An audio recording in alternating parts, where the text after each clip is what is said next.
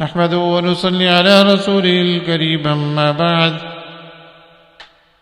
فأعوذ بالله من الشيطان الرجيم إن الذين يلحدون في آياتنا لا يخفون علينا صدق الله العظيم۔ مرزا غلام احمد قادیانی کے دجل کے بارے میں بات چل رہی تھی کہ دجل کا معنی ہوتا ہے ملمس سازی کرنا، ایک بات کو دوسری بات کے ساتھ ملا جلا دینا۔ مرزا غلام احمد قادیانی نے بہت زیادہ دجل کیے،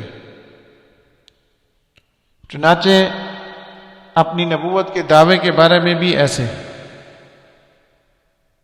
آپ اس کی کتابوں میں پڑھیں گے، کہیں اس نے اقرار کیے ہیں اور کہیں انکار کیے ہیں۔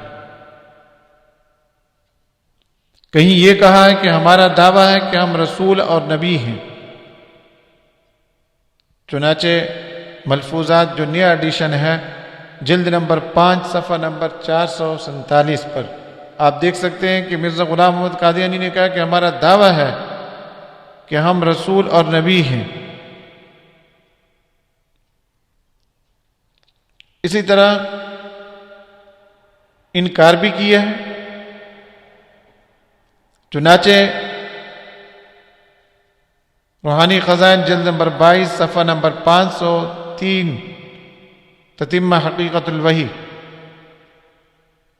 اس میں مرزا غلام احمد قادیانی لکھتا ہے کہ اے نادانو، میری مراد نبوت سے یہ نہیں ہے کہ میں نعوذ باللہ حضرت صلی اللہ علیہ وسلم کے مقابل پر کھڑا ہو گیا ہوں یا کوئی نئی شریعت لایا ہوں، صرف مراد میری نبوت سے کثرت مکالمت و مخاطبت الہیہ ہے، یعنی میری بات اللہ تعالیٰ سے بہت زیادہ ہوتی ہے جو حضرت صلی اللہ علیہ وسلم کی اتباع سے حاصل ہے۔ آپ صلی اللہ علیہ وسلم کی پیروی کرنے کی وجہ سے میں اللہ تعالیٰ سے بہت زیادہ ہم کلام ہوتا ہوں۔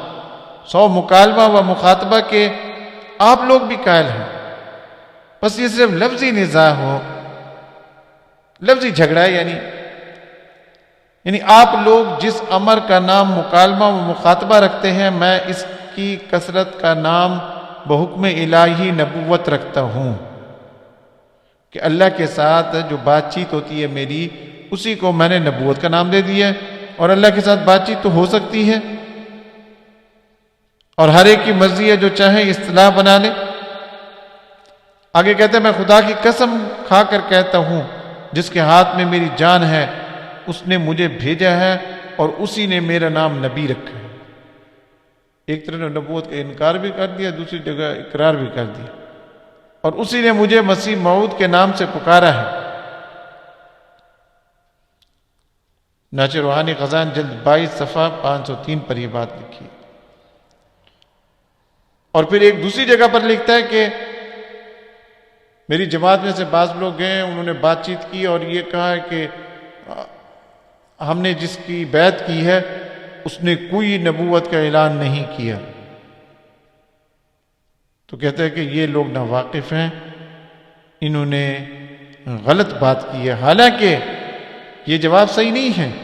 حق یہ ہے، ادھر کہہ رہے ہیں حق یہ ہے کہ خدا تعالی کی پاک وحی جو میرے اوپر نازل ہوتی ہے، اس میں ایسے الفاظ رسول اور مرسل اور نبی کے موجود ہیں، نہ ایک دفعہ بلکہ صدہا دفعہ۔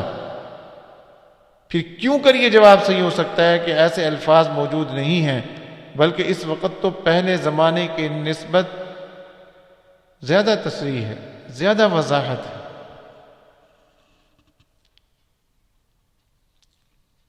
چنانچہ یہ بات اس نے ایک غلطی کے ازالے کے اندر لکھی ہے، روحانی خزائن جلد نمبر 18 صفحہ نمبر 206 پر۔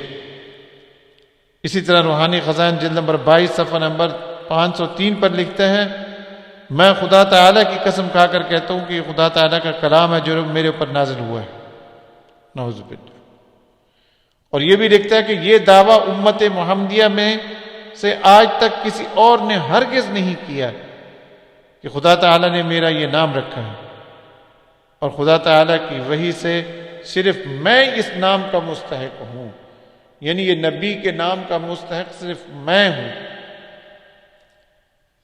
اسی کو کہتے ہیں دجل اور فریب، کہیں دعویٰ کرنا، کہیں انکار کرنا، کہیں اقرار کرنا، کہیں اقرار کرنا۔